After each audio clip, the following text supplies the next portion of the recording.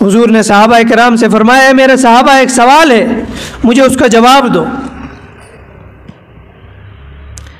سوال حضور اکرم صلی اللہ علیہ وسلم نے کیا صحابہ کرام سے کہ میرے صحابہ مجھے یہ بتاؤ مسکین کون ہے، مسکین کس کو کہتے ہو؟ تو صحابہ کرام میں سے بہت سے لوگوں کے ذہن میں بھی وہی جواب آیا جو آج آپ میں سے بہت کے ذہنوں میں آیا ہوگا کہ بھائی مسکین وہ ہے جس کے پاس پیسہ نہیں ہے، جس کے پاس زمین نہیں ہے، جس کے پاس مال اسباب نہیں ہے، وہ مسکین ہے، ہماری زبان میں اس کو مسکین کہتے ہیں۔ صحابہ کرام نے بھی فرمایا یا رسول اللہ مسکین تو وہ ہے من لا دینار لہ ولا درہم، جس کے پاس زمین جائیداد نہیں ہے، مال اسباب نہیں ہے، پیسہ نہیں ہے، قائد اعظم بابا نہیں ہے، وہ مسکین ہے۔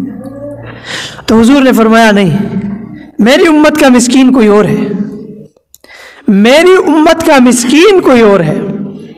میری امت کا مسکین وہ ہے کہ قیامت کے دن ایک بندہ آئے گا نمازوں کے ڈھیر لے کر، نیکیوں کے ڈھیر لے کر، نفلی صدقات کے ڈھیر لے کر، نفلی نمازوں کے ڈھیر لے کر، روزوں کے ڈھیر لے کر وہ اللہ کے دربار میں آئے گا، اور بالکل وہ جو اس کی نیکیوں کے ڈھیر دیکھے جائیں گے تو اس کو بھی بڑا غرور ہوگا، وہ جنت جانے کی تیاری میں ہوگا کہ اتنے سارے اعمال ہیں میرے، اتنے سارے اعمال ہیں تو بھی مجھے جنت جانے سے کون روک سکتا ہے۔ وہ جنت جانے کی فل تیاری میں ہوگا۔ وہ جب جنت جانے لگے گا ایک بندہ کھڑا ہوگا اللہ کے دربار میں، یا اللہ اس نے تو دنیا میں مجھ سے قرضہ لیا تھا وہ واپس نہیں کیا، روکا جائے گا۔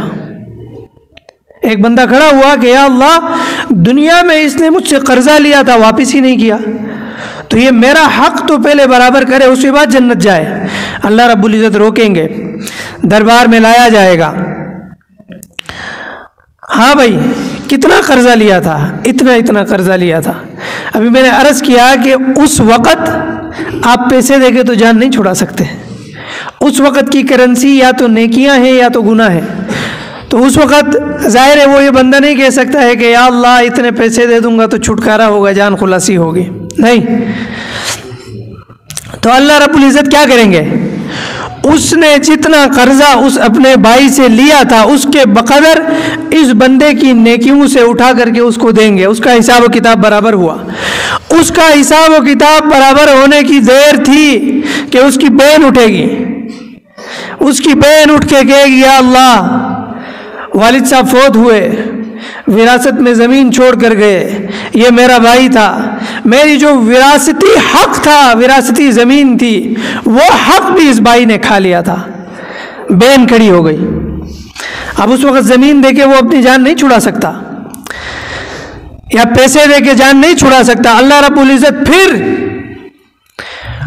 جتنی زمین اس نے اپنی بہن کی یا بھائی کی غصب کی تھی، اگر 2 بہنیں ہیں 4 بہنیں ہیں پھر تو تباہی ہے، اتنی نیکیاں اس کے اعمال نامے سے اٹھا کر ان بہنوں کو دی جائیں گی، جاؤ جی آپ کا حساب و کتاب ہو گیا۔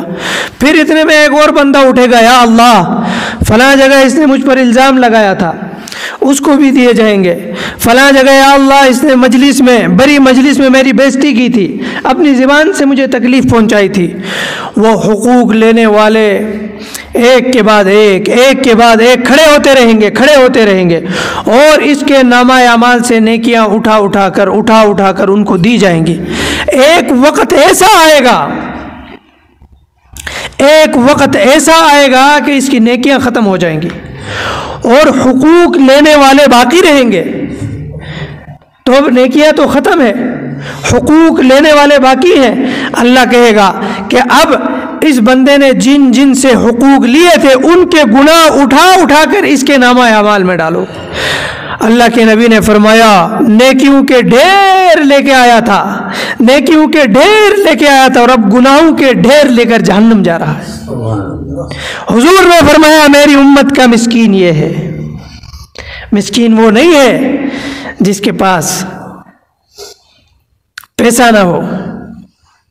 اس لیے میرے بھائیوں اپنے آخرت کے اکاؤنٹ میں جس اکاؤنٹ میں آپ نے نیکیاں جمع کرنی ہیں، اور اس سارے مرحلے سے اللہ نہ کرے اگر گزرنا ہے تو اتنے نیکیاں بچی رہنی چاہیے کہ آپ کو کم از کم، میں اور آپ کو اللہ ہم سب کی حفاظت فرمائے، فرشتے گھسیٹ کر کہیں جہنم کے راستے نہ لے جائیں، تو اپنے آخرت کے اکاؤنٹ میں اتنی نیکیاں باقی رہے۔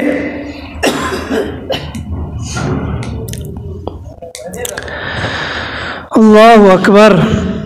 اللہ رب العزت نے کیا فرمایا؟ من جاء بالحسنۃ فلہ عشر امثالھا، جو نیکی کر کے آئے گا نہیں فرمایا، اللہ نے فرمایا جو میرے پاس نیکی لے کر کے آئے گا۔ اب دنیا میں ایک نیکی تو آپ نے کر دی، آپ نے حج بھی کیا، عمرہ بھی کیا، آپ تہجد بھی پڑھ رہے ہیں، نفلی روزے بھی رکھ رہے ہیں، زکوٰۃ صدقات آپ پابندی سے دے رہے ہیں، لیکن آپ ان نیکیوں کی حفاظت بھی کر رہے ہیں یا نہیں کر رہے ہیں؟ بات تو یہ ہے، کیا آپ نے نیکیاں اپنے مسلمان بھائیوں کے لیے کی ہیں یا اپنی نجات کے لیے بھی کچھ نیکیاں بچا کے رکھی ہیں؟ اگر اپنی نجات کے لیے کچھ نیکیاں بچا کر نہیں رکھی ہیں تو تباہی ہے۔ تو ہمیں دیکھنا چاہیے کہ ہم جانے انجانے میں کس کا حق غصب کرنے میں لگے ہوئے ہیں۔